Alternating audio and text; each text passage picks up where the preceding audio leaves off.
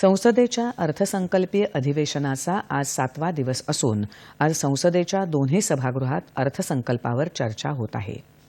राज्यसभेत माजी केंद्रीय वित्तमंत्री पी चिदंबरम यांनी या चर्चेला सुरुवात केली। देशाच्या जीडीपीमधला उत्पादन क्षेत्राचा वाटा मोठ्या प्रमाणात घटला असल्याचं सांगत सरकारचं उत्पादन क्षेत्राविषयीचं धोरण अपयशी ठरल्याची टीका त्यांनी केली। सरकारनं बेरोजगारीची स्पष्ट आकडेवारी दिली नाही असा आरोपही त्यांनी केला।